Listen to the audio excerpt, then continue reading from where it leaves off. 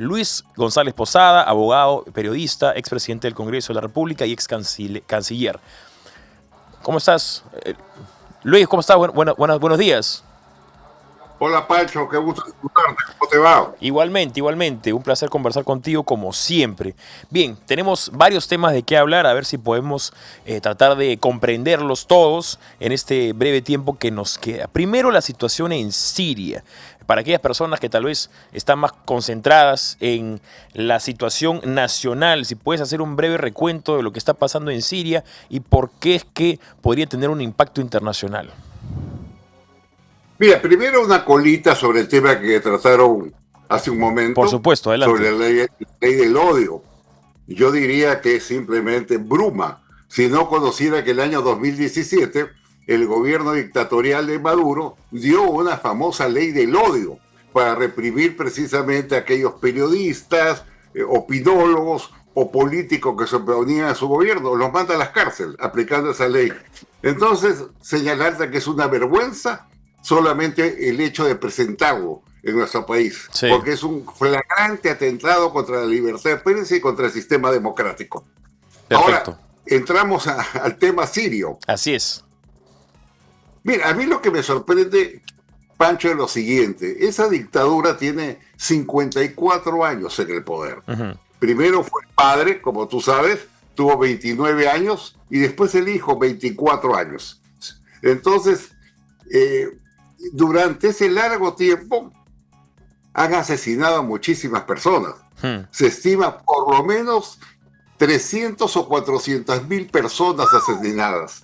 Wow. Miles más enviadas a las cárceles que eran depósitos humanos, como hemos visto ahora que las han abierto, donde las personas andaban en andrajos, no se sabía quiénes estaban ahí registrados, no se permitía ir a la familia. Han habido en ese periodo también 6 millones de desplazados. Esto es un régimen de horror. Entonces la pregunta que me hago es la siguiente. Todos los países occidentales y todas las naciones árabes conocían perfectamente que el gobierno sirio era no solamente genocida, sino también corrupto, porque se estima por lo menos en $2.000 millones la fortuna de esta gente. Wow. Entonces la pregunta es, ¿por qué no lo denunciaron? ¿Por qué mantenían relaciones diplomáticas normales con ese gobierno?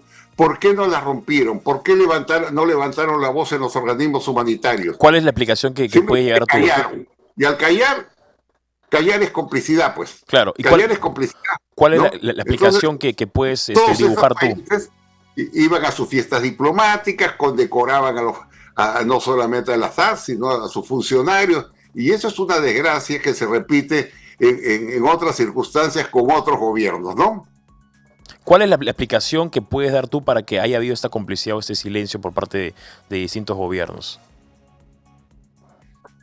Porque hay una diplomacia rutinaria, ¿no? Y además hay centros de apoyo a las grandes dictaduras. En el caso de Siria, ¿no? Rusia Rusia tiene una base aérea y una base naval con numerosos militares en Siria, que era un satélite de los rusos. El presidente era un monigote de Putin, hasta el punto que ahora que ha caído, se han refugiado en Moscú. Sí. Entonces, siempre estas grandes dictaduras tienen un soporte de potencias extracontinentales. En ese caso, era Rusia y en segundo lugar, Irán. Los mismos países, subrayo, que respaldan a la dictadura latinoamericana de Cuba, Nicaragua y Venezuela. Ese es un primer concepto. Y segundo lugar, porque las Naciones Unidas y los países que participan no tienen la fuerza de defender principios fundamentales del sistema mundial. Callan cuando han debido levantar la voz, romper relaciones diplomáticas para forzar cambios en ese gobierno y que no sigan asesinando, torturando y secuestrando seres humanos. Sí. Bien, pasemos a otro tema, a ver si el tiempo nos da para poder extendernos un poco más. Es acerca de la pena de muerte. Recientemente Dina Boluarte trajo este tema. Hay muchos que consideran que la mención es simplemente para desatendernos de otras problemáticas más importantes, pero igual es un debate interesante y tal vez prudente, sobre todo con la altísima ola de criminalidad que tenemos en el país. ¿Cuál es tu opinión acerca de la pena de muerte en los casos excepcionales, como lo que conocemos, que es el caso de violación a menores de edad, que era lo que justamente proponía la presidenta Dina Boluarte? Es una propuesta emocional ante un asesinato horroroso de una criatura que además fue violada. Pero usted, para introducir la pena de muerte, primero tiene que reformar la Constitución en 2 legislaturas, con 87 votos cada una, o con 66 votos y a ir a un referéndum nacional, lo cual es absolutamente complicado y no factible. Y después salirse del Pacto de San José de Costa Rica, denunciarse y retirarlo.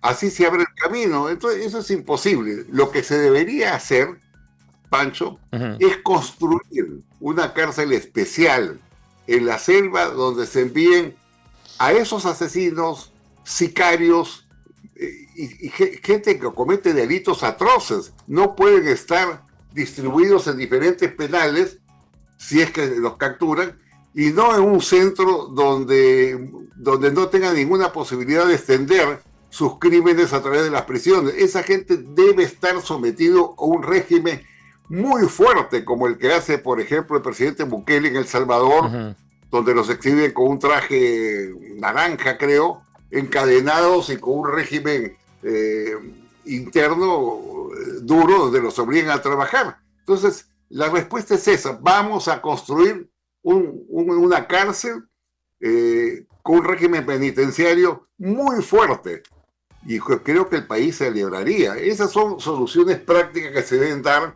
en circunstancias que no vemos, a pesar del incremento de la delincuencia, nuevas cárceles en el Perú. En Chile ya están haciendo una de 800 personas. Igual lo están haciendo en Colombia, en varios países, aceleradamente, porque hoy día el crimen es transnacional. Entonces, a hechos concretos, respuestas concretas, más allá de planteamientos que son inviables. Ahora, en el Código Penal, el artículo 140 habla justamente acerca de la pena de muerte, y sí, en el caso del delito de traición a la patria, en caso de guerra, sí está estipulado. Entonces, si nuestro Código Penal sí comprende la pena de muerte en unos casos excepcionales, ¿no podría incluirse a la pena de muerte también el extremísimo caso de violación más asesinato de menores de edad? No, porque desborda la Constitución, que es la ley máxima. Tendría que haber una modificación de la Constitución, no solamente para ese caso, sino asesinos. He visto que hay gente que ha matado 6, 7 seres humanos de la forma más terrible. Entonces yo creo que todo eso debe reformularse con serenidad, con paciencia. Las leyes no pueden ser productos de estados emocionales ni de presiones colectivas. Y esperemos pues que en el tiempo que resta se puedan hacer algunos cambios que son fundamentales dentro de un Estado constitucional de derecho, que es lo que todos debemos respetar. Bien, y brevemente, porque el tiempo lamentablemente no nos va a dar para más, pero el caso del financiamiento de las ONGs, hemos visto a muchas ONGs que han levantado la voz y tildando este proyecto de ley como un mecanismo de censura. ¿Es censura lo que se busca o es transparencia lo que se busca? Digo que es una intromisión inaceptable en asuntos de competencia interna del Perú.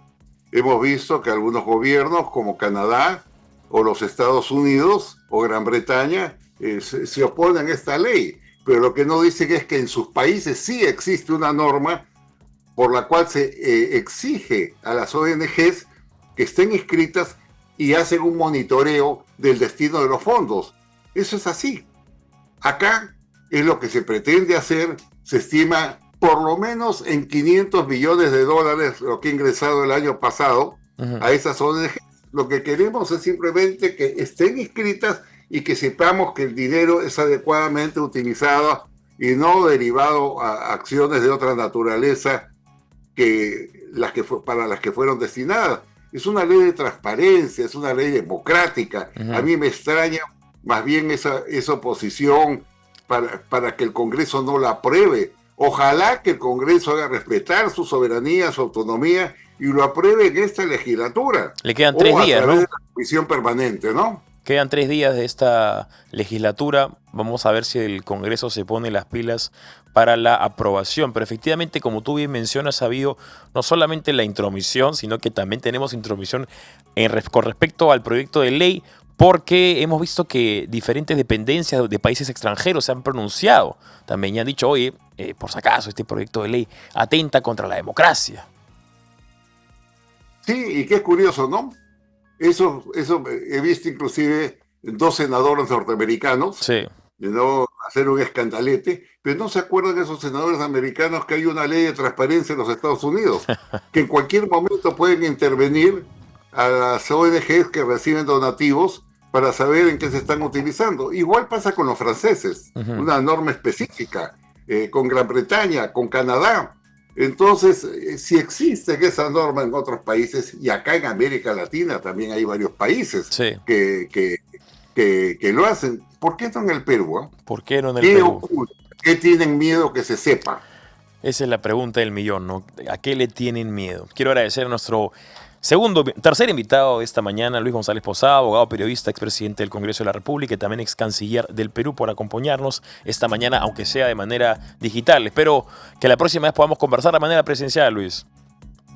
Claro que sí, Pancho, un gran abrazo para ti, lo mejor. Igualmente. En estas fiestas. Felices fiestas. No te pierdas Tendencias, de lunes a viernes a las 9 de la mañana, por Betel Radio 100.1 FM.